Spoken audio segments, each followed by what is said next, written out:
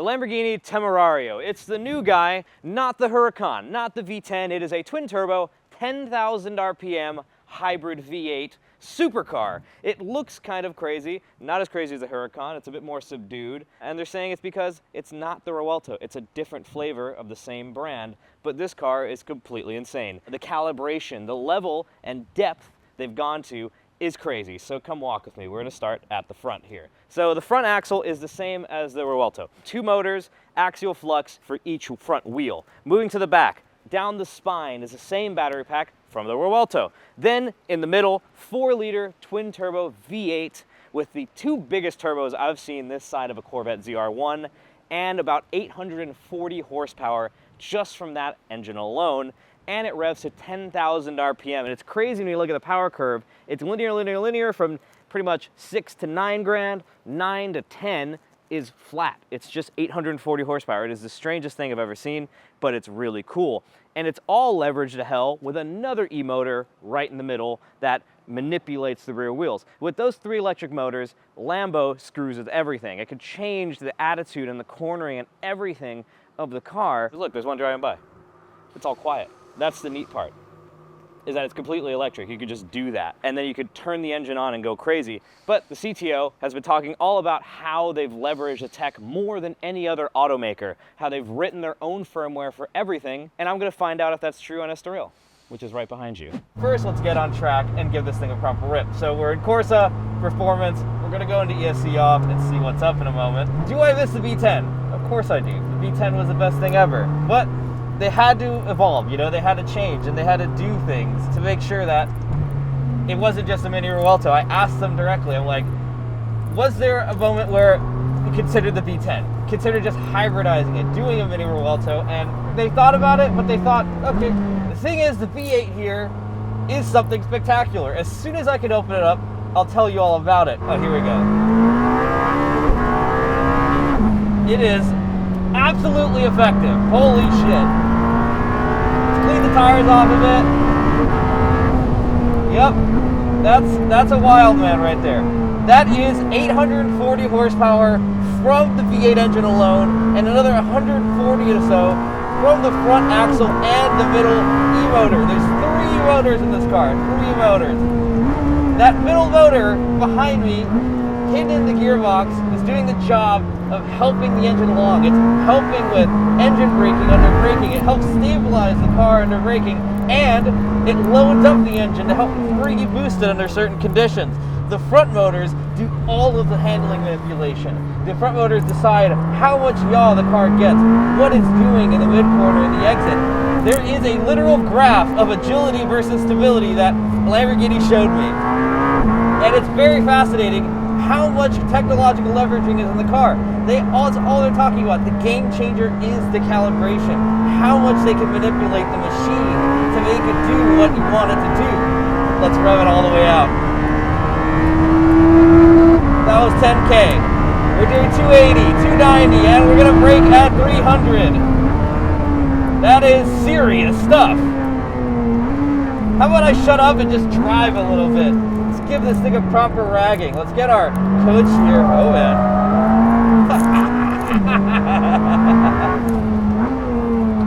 This is a sick car. Woo, this thing is quick, huh? It's a super fast car.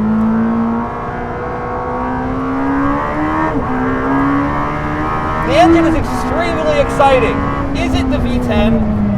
Not quite, you know. It doesn't have the same, you know, harmonic to the thing. It's not the same vibe, but it is undoubtedly high revving insanity. It is a crazy car. You don't hear much from the outside, to be honest. Oh yeah. I mean, the ESC is doing all the work for you there. All right, another run down the straightaway. Oh Jesus, wept. It's really quite fast, this car. Deep into the brakes. The balance of the thing is really impressive. And knowing how much it's doing for me doesn't really take away from the experience at all. It is just really good. It's just doing what I want it to all the time. That drift earlier on ESC off was a bit naughty. It was a bit much, but it was quite fun and it was really controllable. It is very smart, this car. Even in full off, it's really managing everything so beautifully. It drives like a Lamborghini. There's nothing through the steering. No talkativeness, but once you're dragging it properly, it is at home. All it wants to do is get absolutely beat on. It is a masochist of a car. Braking at 300 all the way down. Nice bit of brake pressure. Does it replace the Huracan effectively? As a track car, this thing is crazy. The four-wheel drive gives it such stability, but the way it dances around is really lovely. I wish it talked to me more through the steering. I wish every Lamborghini did that. But there's something to this thing. There is an interest in technology here. It revs really high, which gives it the theater that the V10 had, right? You need to give that theater when the V8 is just simply not as exciting as an engine as a V10. When it revs to 10, it's pretty exciting. It's a pretty great engine. It feels crazy, and the tricks they're doing underneath it all is crazy.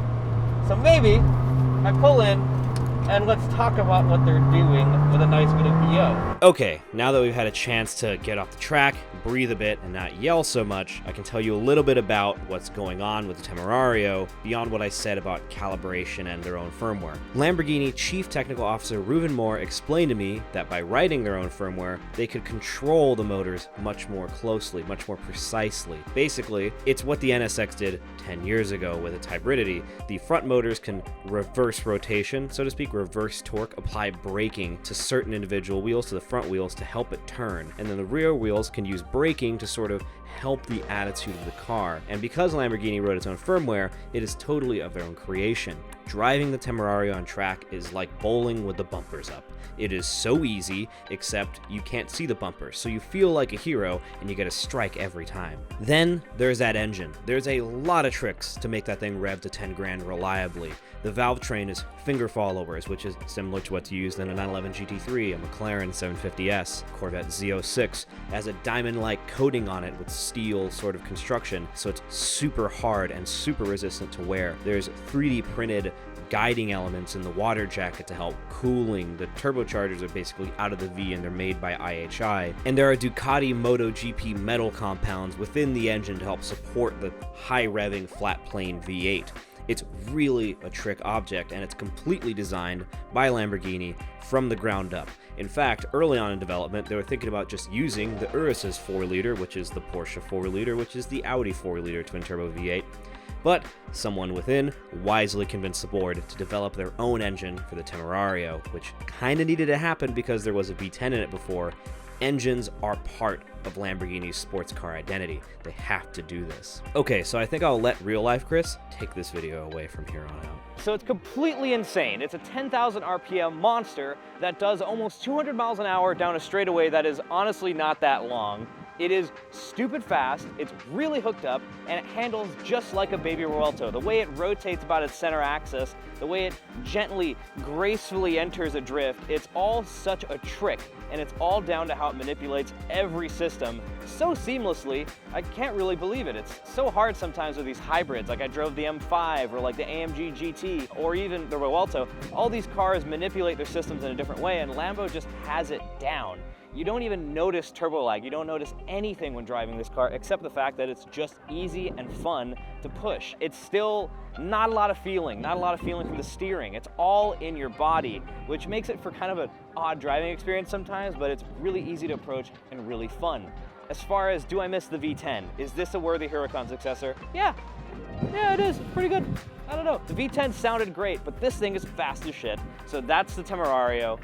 Really good car.